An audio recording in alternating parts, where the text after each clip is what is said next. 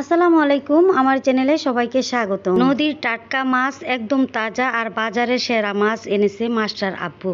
আর মাছ আনাতে মাছ দেখে তো আমি খুব কনফিউশনের মধ্যে পড়ে গেছিলাম যে এত বড় মাছ আমি কিভাবে কাটবো। মাছ তো আমি কাটতেই পারি না, তো পুরোটা জুড়ে থাকবেন কিভাবে মাছ কাটলো আর কিভাবে মাছ কাটলাম সেটাও আপনাদের সাথে শেয়ার করব। এত বড় মাছ কিভাবে, মাছটার ওজন ছিল 6 কেজি। তো মাস্টার আব্বু মাছটাকে এনে দিয়ে বলল তোমার 1 মাস মাছ কিনা লাগবে না। তো সেই বড় মাছ কিনলাম আজকে।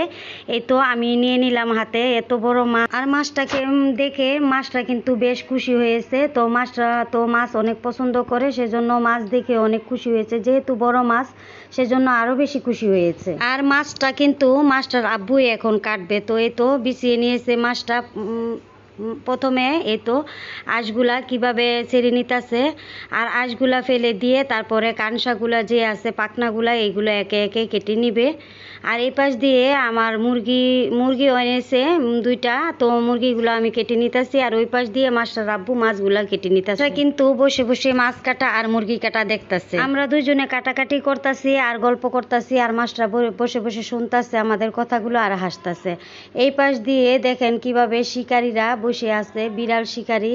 আর এই তো পশু পাখি তো বড়াই, যেহেতু আমি গ্রামে থাকি আর বাইরে যেহেতু আমি তো কাটাকাটি করতেছি, সেজন্য আরও বেশি শিকারীরা বসে বসে আমাদের তামাশা দেখতেছে কিভাবে আমরা কাটতেছি। আর যা যা আছে সবগুলো খাওয়ার জন্য আর আমরা কাটাকাটি করতেছি। আর এই পাশ দিয়ে আরেকটা বিড়াল আইছে। তো বিড়ালগুলা কিন্তু দেখতে কিউট, অনেক সুন্দর, কালো কালো বিড়ালগুলা, সাদা আছে কালো আছে, তো দেখতে বেশ ভালোই লাগে বিড়ালগুলা। আর এই তো মাস্টার আব্বু কিভাবে মাছটা কেটে নিতেছে খুব সহজেই।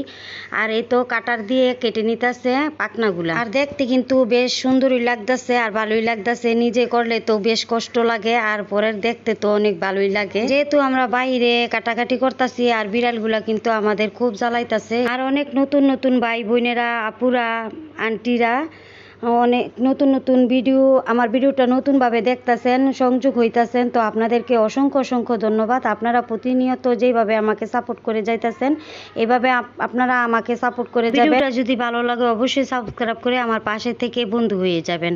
আর এই তো মাছ কাটা হয়ে গেছে, ধোয়াধাই করে মাছটা ফ্রিজে রাখছি, আর যতটুকু রান্না করার ততটুকুই রাখছি। আর এই তো এতটুকু রানবো আমি, সেজন্য এতটুকু রাখছি। আর এই পাশে সব কিছু আমি কেটে নিয়েছি। এই তো পটল ভাজি করব। যেহেতু নদীর টাটকা একদম তাজা মাছ, সেজন্য পেঁয়াজ দিয়ে কাঁচা মাছই আজকে রান্না করব। সেই মজা হইব আজকের রেসিপিটা। তো অবশ্যই আমার পাশে থেকে লাইক দিয়ে দেখা শুরু করবেন ভিডিওটা। আপনাদের কাছে একটাই অনুরোধ। তো এই তো আমি পটল ভাজি করার জন্য প্রথমে আমি তেল গরম করে নিতেছি, আর এই পাশ দিয়ে আমি হলুদের গুঁড়া আর লবণ দিয়ে মেখে নিতেছি। তারপরে আমি পটলগুলো দিয়ে দিয়েছি কড়াইয়ের মধ্যে, তেলের মধ্যে। তারপরে এই যে পটলগুলা ভাজা হয়ে যাইতেছে। তারপরে আমি পটলগুলা এক পাশ দিয়ে হয়েছে, আরেক পাশ দিয়ে আমি উল্টিয়ে পাল্টিয়ে দিয়ে ভালো করে ভাজা হইলে তারপরে পটলগুলো আমি নামিয়ে নিব। তো পটল এক পাশে হয়ে গেছে, আরেক পাশ দিয়ে আমি উল্টাই পাল্টাই দিতেছি যাতে করে আরেক পাশ হয়ে যায়। তো এইভাবে আমি পটল ভাজি করি। তো পটল ভাজি কিন্তু আমার কাছে বেশ ভালো লাগে, মজা লাগে। আর এইভাবে এই যে পটল ভাজি করে তারপরে রাইখে আমি পেঁয়াজগুলোও ভেজে নিয়েছি আর কাঁচামরিচও দিয়ে ভেজে নিয়েছি। তো এইভাবে আমি পটল ভাজি কিন্তু আমার কাছে অনেক ভালো লাগে, সেজন্য কয়েকদিন পর পর এইভাবে আমি পটল ভাজি করে খাই।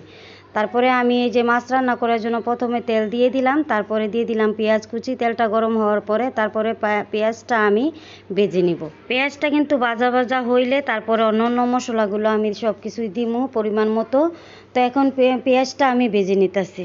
আর যে পুরান ভিউয়ার্স আপুরা ভাইয়ারা তো জানেন যে আমরা তো 5 বোনের 1 ভাই। তো ভাইয়া কেন প্রবাসে চলে যাব 1 ভাই, সেজন্য ওইটাও আপনাদের সাথে শেয়ার করব। তো কবে যাইব সেটাও আপনাদের সাথে শেয়ার করব, অতি শীঘ্রই শেয়ারটা করব।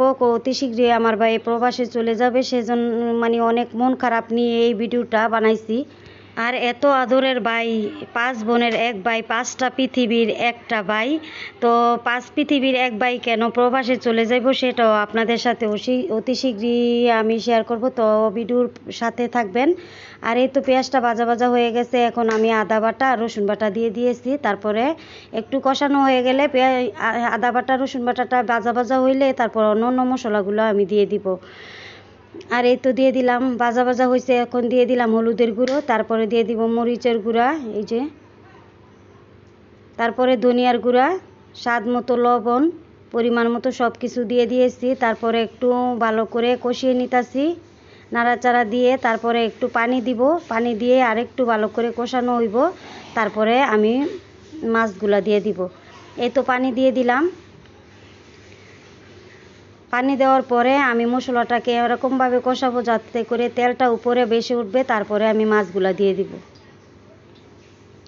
আর এই তো মশলা কষানো হয়ে গেছে, তেলটা উপরে বেশি উঠছে। তারপরে এখন কাঁচা মাছগুলাই দিয়ে দিতেছি। যেহেতু আমার বড় ছেলে বাসায় নেই, সবাই তো জানেন বড় ছেলে কোথায় গেছে।